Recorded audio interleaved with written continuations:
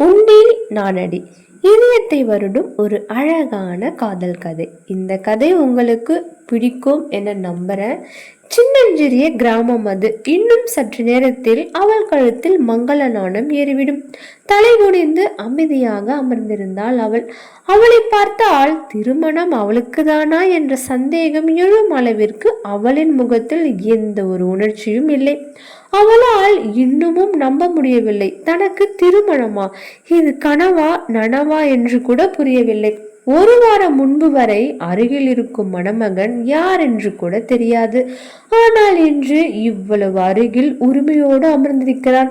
6 அடி ஆண்மகன், கம்பீரமான தோற்றம், மாநிறம், அழகாக இருந்தான். இன்று மொத்தமாக அவனுக்கு சொந்தமாகி விடுவாள் இந்த பூர்ணா. அவன் பெயர் இளஞ்செழியன், அவள் பெயர் பூர்ணா. அவளுடைய அப்பா நாகராஜன் ஒரு விவசாயி. முதல் மனைவி இருந்துவிட 2வது திருமணம் செய்து கொண்டான் அவன். அவள் பெயர் சுஜாதா. குழந்தை இல்லை. முதல் மனைவிக்கு பிறந்தவள் தான் பூர்ணா. ஏழை குடும்பம். அப்பா குடித்து குடித்தே கடங்காரன் ஆகிவிட்டான். முதலாளியிடம் நிறைய கடன் வாங்கி வாங்கி கடனை திருப்பி தர முடியாத நிலை. அந்த நேரம் பார்த்து புதிய தொழில் பண்ண எஸ்டேட் வாங்க வந்தவன் தான் இளஞ்செழியன். தந்தையுடன் 2-3 தடவை எஸ்டேட்டுக்கு வரும்போது பார்த்திருக்கிறான். நல்ல நிறம், நீண்ட அலையலையான கூந்தல், நிலவு போன்று மாசுமருவற்ற முகம், ஒப்பனை இல்லாமலேயே தேவதையாக தெரிந்தாள். பூர்ணாவின் தந்தை கடன் வாங்கிய முதலாளிதான் இந்த எஸ்டேட் உரிமையாளர். இப்போது அதை இந்த இளஞ்செழியன் வாங்கதான் இங்கு வந்ததே.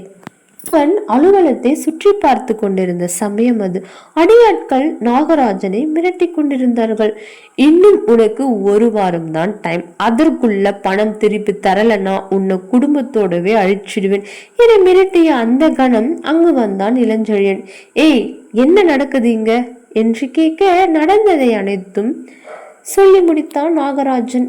என்னை எப்படியாவது காப்பாற்றுங்க தம்பி, என் பொண்ணுக்கு நான் தான் எல்லாமே, கூலி வேலை செஞ்சுதான் கஞ்சி குடிச்சு பொழப்ப நடத்துறோம் என்று நாகராஜன் சொன்னான்.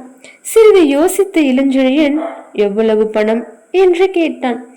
3 லட்சம் தம்பி என்று சொல்ல என்றான்.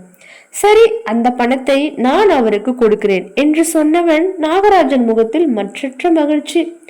ஆனால் என்று இளஞ்செழியன் இழுக்கவும், சொல்லுங்க தம்பி என்று பூர்ணா தந்தை கேட்க, உங்க பொண்ணை எனக்கு கல்யாணம் பண்ணி தரணும் என்றானே. பார்க்கலாம். ஒரு அதிர்ச்சியுடன் நாகராஜன் நிமிர்ந்து அவனை பார்க்க, ஆமாம், இதுக்கு நீங்க சம்மதம் சொன்னா இப்பவே மொத்த பணத்தையும் கொடுத்துற, இல்லனா என்று அவன் இருக்க சம்மதம் என்று தன் முடிவை சொன்னார் நாகராஜன். ஒரு மார்க்கமான பார்வை அவர் மீது வீசிவிட்டு, ஆல்ரைட், இன்னும் 1 வாரத்தில் கல்யாணம், எல்லா ஏற்பாடும் நானே பண்ணிறேன், கையில் கல்யாண செலவிற்கு என்று பணத்தை கொடுத்து ஏற்பாடு செய்ய சொன்னான். அவரும் மகிழ்ச்சியுடன் வீட்டிற்கு சென்று, ஏய் இந்தாப்புல இங்க வா, நம்ம பூர்ணாவுக்கு இன்னும் 1 வாரத்துல கல்யாணம். என்னையா என்ன சொல்ற நீ?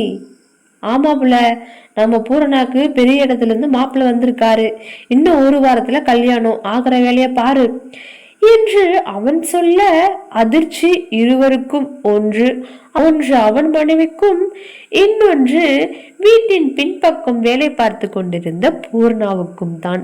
என்ன நடக்கிறது என்றே தெரியாமல் அவள் திருவென்று முடித்து கொண்டிருந்தாள்.